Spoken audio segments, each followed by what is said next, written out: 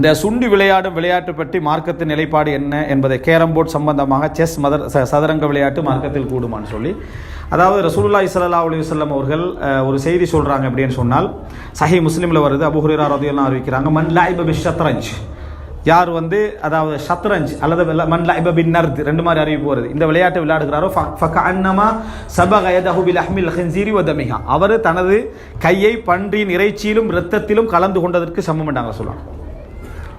யார் நர்த் அல்லது சத்ரஞ்சு விளையாட்டு விளையாடுகிறாரோ அவர் தனது இரண்டு கைகளையும் பன்றியின் இறைச்சியிலும் பன்றியின் இரத்தத்திலும் அப்படி அதாவது பிசைந்து கொண்டதற்கு சமம் என்று சஹீஹ் முஸ்லிமில் என்ன செய்து வருது.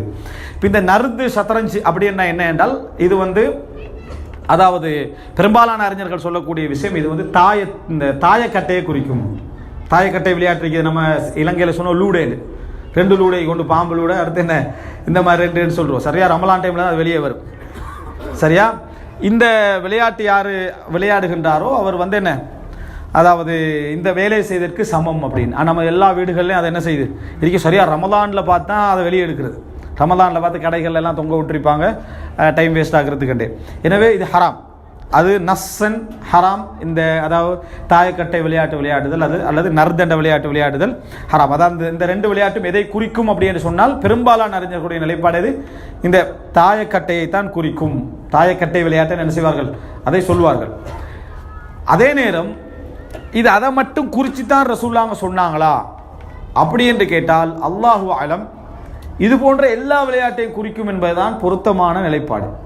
ரசூல் ஸல்லல்லாஹு அலைஹி வஸல்லம் அவர்கள் வெறும் தாயக்கட்டையை மாத்திரம்தான் இதை சொன்னார்களா அல்லது எல்லா விளையாட்டுகளை சொன்னார்களா என்று சொன்னால், ரசூலுல்லாஹ் ஒரு உதாரணம் சொல்றாங்க. அதில் அதை மட்டும் ஹராமாக சொன்னாங்க, மற்ற விளையாட்டில் நீங்கள் தாராளமாக என்ன செய்யலாம், நீங்கள் விளையாடிக்கலாம், அதெல்லாம் ஒரு பிரச்சனை இல்லை. இந்த விளையாட்டு மட்டும்தான் என்ன ஹராம் என்று சொல்கிறதுக்கான இல்லத்து என்ன.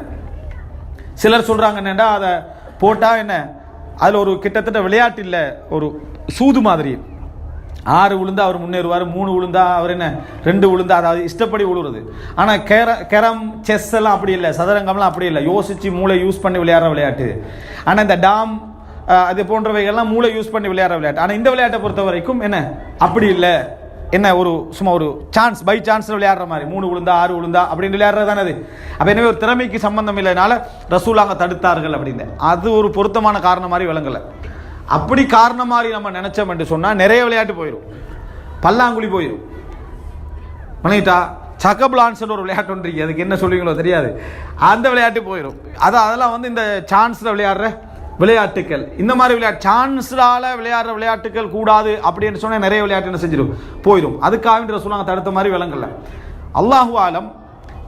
அதாவது செஸ் இப்போ உதாரணமாக எடுத்துக்கிட்டீங்கன்னு சொன்னால், லூடை நிறைய டைமை வேஸ்ட் ஆகுதா, செஸ் வேஸ்ட் ஆகுதுன்னா செஸ் தான். சதுரங்கம் என்ன செய்யும், இன்டர்நேஷனல் விளையாட்டு அது. அப்போ அது சர்வதேச போட்டியெல்லாம் இருக்குது. 1 வீக்குக்கு உட்காந்து 2 காயை அசைச்சிட்டிப்பாங்க. 1 வீக்கு உட்காந்து அதை அப்படி யோசிச்சு பெரிய லெவலில் என்ன நாட்டை பிடிக்க போகிற, நாட்டை பிடி, இதுதான் வேலை. நாட்டை பிடிக்கிற லெவல் வேண்டாம், ராணி அதை ராஜாலாம் இருக்கிறதுனாலையும் அவங்களுக்கு பவர் கூட, இந்த மாதிரியான வேலைகளாலும் அது லேட் ஆகிட்டே இருக்கும். இதை உட்காந்து கொஞ்சம் பேர் உட்காந்து இவர் எந்த காயை தள்ள போகிறான்னு 1 மணி நேரமாக பார்த்துட்டிக்கிறான். இந்த விளையாட்டு ரசூல் ஸல்லல்லாஹு அலைஹி வஸல்லம் அனுமதித்தார்கள் அப்படி என்று சொல்றது, லூடையை தடை செஞ்சாங்க, இதை அனுமதித்தார்கள் அப்படின்றது ஒரு பொருத்தமான முடிவு மாதிரி விளங்கல. அல்லாஹு ஆலம். இந்த அமைப்பில் உள்ள எல்லா விளையாட்டுகளும் 100% உலகத்துக்கும் பிரயோசனம் இல்லை, மறுமைக்கும் பிரயோசனம் இல்லை. அதான் உண்மை. 100% உலகத்துக்கும் பிரயோஜனம் இல்லை, மறுமைக்கும் பிரயோஜனம் இல்லை. உலகத்துக்கு என்ன பிரயோஜனம், மூளை வளருதான். யார் சொன்னது? கரமெல்லாம் விளையாடிட்டு உற்சாகமாக போகிறாங்க, அடுத்து தூங்குறது தான் போகிறாங்க. மூளையெல்லாம் வளர்றதுலாம் இல்லை, அது காய. அடுத்தது இந்த விளையாட்டுகள் எல்லாம் பார்த்தீங்கன்னா ஏதோ ஒரு ஸ்லேவரியுடைய பின்னணியில் உருவாகிச்சான்னு யோசிக்கிற மாதிரி இருக்கு. எல்லாம் வெள்ளை கருப்பாக தான் இருக்கும், நடுவில் ரெட்டாக தான் இருப்பார் தீர்ப்பாளர். இப்படி ஒரு சிஸ்டத்தில் தான் என்ன செஞ்சிருப்பார், வெள்ளையும் கருப்பன் சண்டை மாதிரி தான் செஸ்ஸில் இருந்து எல்லாமே என்ன செய்யும் இருந்து கொண்டே இருக்கிறது நம்ம பார்க்குறோம். அந்த காரணத்துக்காக சொல்லலை. ஸோ இந்த எல்லா விளையாட்டுக்கள்லையும் என்ன இருக்குது அப்படின்னு சொன்னால், நிச்சயமாக தொழுகையை வீணாக்கக்கூடிய தன்மை அதிகமாக இருக்குது, நேரத்தை வீணாக்கக்கூடிய தன்மை அதிகமாக இருக்குது, பொறுப்புகளை வீணாக்கக்கூடிய தன்மை அதிகமாக இருக்குது. சண்டை சச்சரவுகளுக்கு நிறைய காரணங்கள் இந்த எல்லா விளையாட்டிலும் இருக்குது. சிலர் என்ன சொல்கிறாங்கன்னா, அப்போ நாங்கள் டைமுக்கு தொழுதுட்டா சரியான்னு கேட்குறாங்க. டைமுக்கு தொழுதுட்டா சரியாண்டு வித்தியாசம் விளங்கிக்கிறோம். சிகரெட் ஹராம் அப்படி சொல்கிறோமா? ஏன் சொல்கிறோம்? அதை குடித்தா தற்கொலைக்கு சமம் பண்ணுறோம். ஒரு ஆள் சொல்கிறாரு, என் பெரியப்ப சாகலை, தம்பி சாகலை, நானும் சாக மாட்டேன், அப்போ ஹலாலான்னு கேட்போம். நீங்கள் என்ன சொல்லுவீங்க? அவருக்கு 80 வயசில் இருக்கிறாரு, இது பூரா நான் எப்படி செத்தாலும் உண்டு தானே. ஒருத்தர் சிகரெட் குடிக்கிறாரு, அவர் 80 வயசுல இருக்கிறாரு, இப்போ இதுக்கு பிறகு நான் செத்தா தற்கொலையாது. 70 குடிக்காதவங்களாம் போய்க்கிறான், 80 நான் ஆகிக்கிறேன். நீங்கள் என்ன பதில் சொல்லுவீங்க? உங்களுக்கு தடுமாறும், அப்படித்தானே? அதுக்கு என்ன பதில் தெரியுமா? சிலதுதான் நபரை பார்த்தால் அந்த நபருக்கு ஏற்ற சட்டம் சொல்லலாம். ஒரு விஷயம் ஹராமானால் 2 பேருக்கு அது நடக்காதனால அது ஹலால் ஆகிறாது. ரசூலுல்லாஹ் ஒரு சப்ஜெக்ட் ஹராம்னு சொல்லிட்டாங்க, சாராயம் ஹராம் அப்படின்னு சொல்லிட்டாங்கன்னு வைங்க. ஒருத்தர் ஒரு பொட்டில் அடித்தாலும் அவருக்கு போதையை வராது, அவருக்கு ஹலால் ஆகிறாது. ஏன்னா சாராயம் ஹராம், அது போதை ஏற்படுத்தக்கூடிய ஹராம். 2 பேருக்கு வராதுக்காக வேண்டிய என்ன அது என்ன செஞ்சிடாது, ஹலால் ஆகிறது. இதே மாதிரி இந்த சிஃபத்து, இந்த விளையாட்டுக்கள் எல்லாவற்றிலையும் இருக்கக்கூடிய ஒரு இயல்பான தன்மை தான் நேரத்தை வீணாக்கல், தொழுகையை பாலடித்தல், பொறுப்புகளை அதாவது புறக்கணித்தல், இதெல்லாம் இருக்கும். நல்லா விளையாடிக்கிட்டு இருக்கிற, பொறுப்பாக விளையாடிக்கிட்டு இருக்கிறீங்க, மனைவி சொல்கிறான் பிள்ளை ஸ்கூலுக்கு கூட்டிட்டு வாங்க, உடனே எழும்பி போகிற எத்தனை பெட்ரோல் அடிக்கிறோம்?